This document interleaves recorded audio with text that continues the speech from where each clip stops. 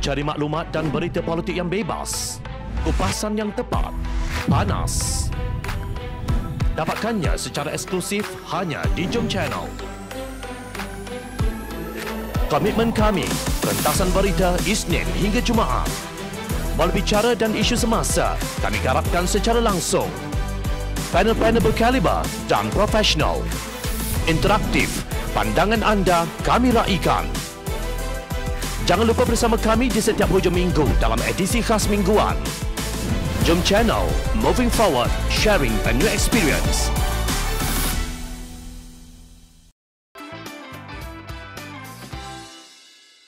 Kos pengurusan vaksin melambung, ada pihak mengaut untung. Pengerusi Pakatan Harapan yang juga Ketua Pembangkang Parlimen Malaysia, Datuk Seri Anwar Ibrahim, mempersoalkan tentang pengurusan pusat pemberian vaksin PPV Mega, terutama mengenai kos, siapa yang dianugerahkan kontrak pengurusan, subkontrak dan lain-lain, supaya wang rakyat tidak hangus di tengah jalan. Anwar meminta Menteri Penyelaras Program Imunisasi COVID-19 Kebangsaan PICK Khairi Jamaluddin menerangkan jumlah terperinci kos penyediaan PPV berkenaan. Menurut beliau, kos suntikan vaksin COVID-19 melambung tinggi bukan akibat nilai vaksin tersebut, tetapi penyediaan kompleks PPV Mega yang melibatkan pelbagai kos. Beliau membangkitkan isu PPV di Putra World Trade Center atau PWTC. Saya dengar Kuliah Bandar Baru sebut RM30 per head.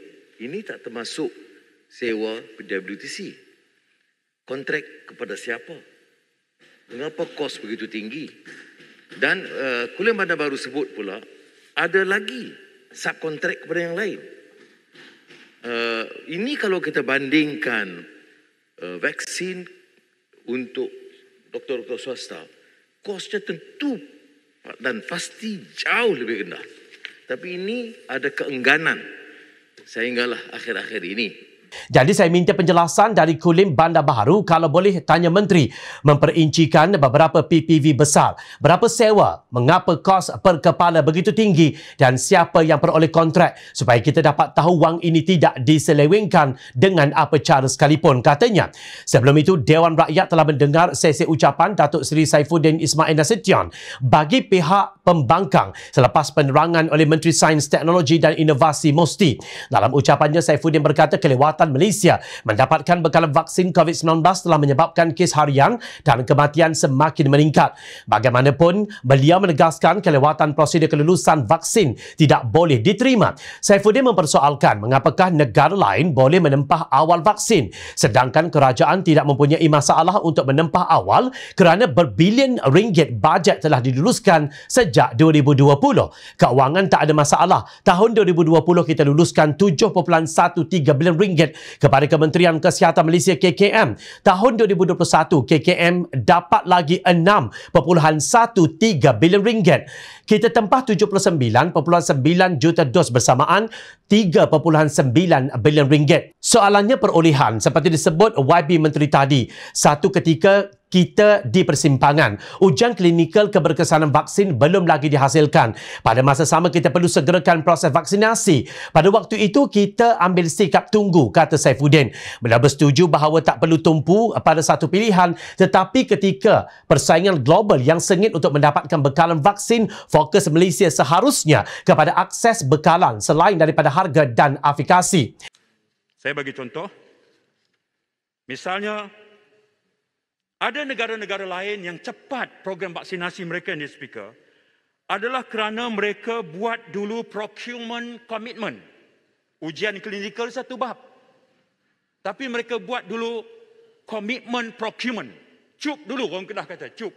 Cup, aku nak yang ni. Bidasnya, menurut Saifuddin, pertimbangan negara lain ketika itu adalah penghantaran seawal mungkin. Ujian klinikal tunggu dahulu kerana wujud persaingan sengit merebut vaksin. Kita ini negara pengguna, bukan negara pengeluar. Penyakit sedang melanda, negara-negara lain buat procurement commitment nak dapat awal sementara mereka tetap mengambil kira ujian klinikal. Kita terlepas yang itu, kita tak cop dulu, tegasnya. Beliau mengkritik Badan Regulator National Pharmacy Regulatory Agency atau NPRA yang berperanan untuk meluluskan vaksin. Kata Kata Saifuddin ketika kita sangkut di NPRA United Kingdom, Amerika Syarikat, Kanada dan Singapura telah meluluskan vaksin Pfizer seawal Disember tahun lalu. Saya baca laporan awal NPRA kata kita kena ambil antara 100 hingga 120 hari.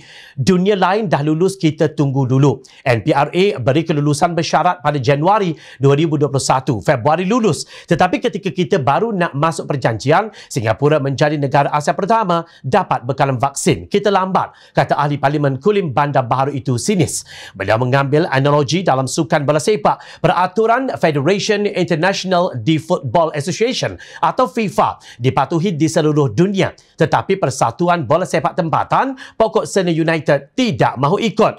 Kerajaan Perikatan Nasional, kata Saifuddin, bersalah kerana lalai dalam menjalankan tugas mendapatkan vaksin awal sehingga sistem kesihatan Malaysia hampir lumpuh dan tidak mampu menampung lambakan pesakit COVID-19 sebagaimana hari ini. Ketika persaingan sengit untuk mendapatkan bekalan dan kita tak ada kuasa tawar-menawar yang kuat.